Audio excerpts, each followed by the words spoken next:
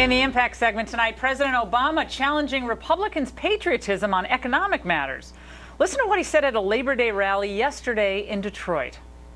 We're going to see if we've got some straight shooters in Congress. We're going to see if congressional Republicans will put country before party. We'll give them a plan, and then we'll say, do you want to create jobs? Then put our construction workers back to work rebuilding America. Do you want to help our companies succeed? Open up new markets for them to sell their products.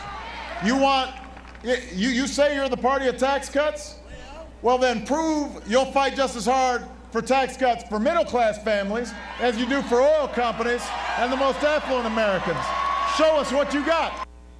But some of President Obama's biggest supporters continue to lobby for more massive spending despite the crushing national debt. The president must be bold. I agree that he must have a jobs program, must create jobs. I'm talking about a program of $1 trillion or more. We've got to put Americans to work. That's the only way to revitalize this economy. Come on, $1 trillion, a gazillion, whatever. So is this the direction President Obama intends to take us in? Let's bring in two of our best liberal minds, Fox News analyst Leslie Marshall in Los Angeles, and with me in Washington, Juan Williams. Okay, guys, tell me. Now, Maxine Waters wants us to spend $1 trillion.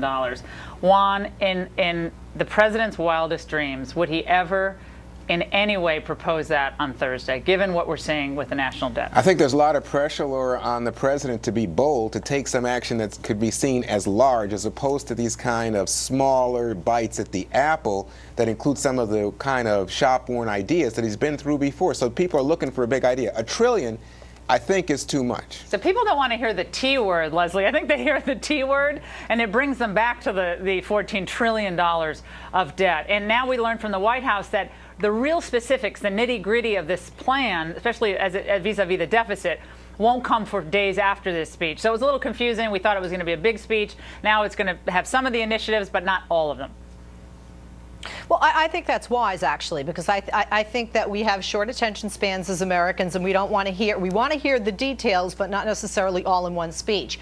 Speaking to the trillions, I agree with you, Laura, and I don't think, although the president, I think, is going to be bold, I think he's going to be smarter than he is bold. And the reason for that is I think he has to look at, what can I do? I'm up for re-election here. This is all that I've got. What can I do, not only to keep his position, but for the American people in the next 12 months to just gun-ho, turn this economy around, create jobs, because the stimulus was a long-term plan. So although he may agree with Congresswoman Waters, that's not what we're going to hear and what he's going to do, in my opinion. Well, and we found out today, Juan, that Nancy Pelosi's office and top Democrats say they're not going to use the word stimulus any longer. No. They're going to talk about generic growth and growing the economy. But for some reason, the word stimulus is now out of vogue. Doesn't that in and of itself tell us that the stimulus plan, as it was conceived, as it was passed, didn't really get them where they wanted it to get us? No, I think it's your success, Laura, as a talk show host. I think people who have been beating up on the president and on his economic plan, in specific, the idea of stimulus, that stimulus was supposed to deliver us from the days of 8 or 9% unemployment and drive unemployment down, and it hasn't happened. So then everybody blames the stimulus, and suddenly the stimulus has become a stink bomb. And, oh, don't mention the stimulus. It's very unpopular with the American people, even though economists, right and left, say we do need the government to spend some money. We need government intervention here, because the private sector, despite booming on Wall Street, is not hiring people. Right. Well, when you look back, though, in the first 2 years of the administration, the White House, the Senate, and the Congress were all in Democrat hands. The president and the Democrats decided they're going to really put their juice behind the health care bill. They got that passed. It came at a big political price, I think, but they got it passed.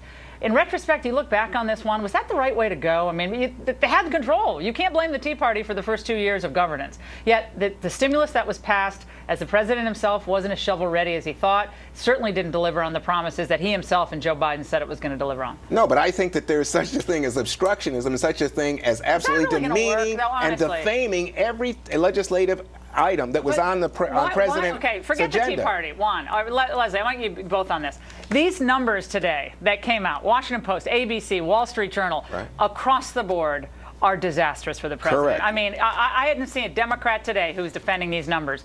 This is a widespread belief that what's happening in Washington and how this president has led has not been successful. Do you agree with that, or do you think the 70% wrong track number is somehow a Tea Party concoction? I don't think it's a concoction, but I'm not surprised. First of all, you know we're an eternity away from November 2012 in political terms. Secondly, I'm not surprised because not only do we have bad news on Wall Street, we just had a very negative labor report, jobs report, numbers that American people go zero. They're not happy with that. What's going on economically on an international level? But when we talk about the stimulus, even though people, Americans, left or right, may not like the word, the reality is, and I know people are going to throw their shoes at me for this, Juan, I hope you're backing me on this. The stimulus was working, okay? Yeah. And acts of God, such as, you know, not only the Mideast crisis, but not necessarily an act of God, but Mother Nature played a huge role. So the stimulus would work. No. And quite frankly, adding more money and spending, government spending, like economists say, I agree with Juan, left and right would work. But right now, that's what the American people don't want to hear that. Remember, we were losing over 700,000 jobs a month. Zero is better than $700,000. I don't think I want to put that on a campaign poster, but can I ask you a question, Juan?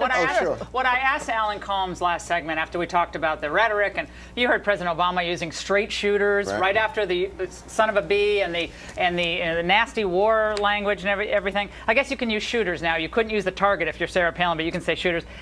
Thinking about the landscape today, is he really the best Democrat out there to lead this country out of this economic disaster? Most qualified, most suited, well-suited as a Democrat. Everyone in the country, every Democrat leader. If you could switch him out right now, would you?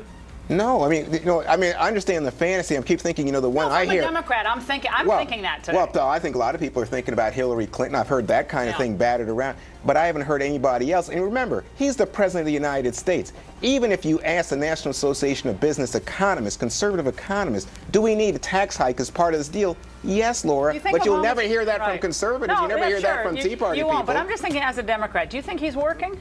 Well, I don't think he's having much success at the moment. I will say he got a bad hand coming in, but in terms of what we expected, you know what? He hasn't been able to perform up to the standard. If you could switch him out right now and someone else would have the billion-dollar war chest, would you? No. I must say, really? I understand the fantasy, but he's a really smart and I do believe this. I think he cares about America and he's fighting for America. Okay, I appreciate it. Juan Leslie, great to see you as always. And Karl Rove is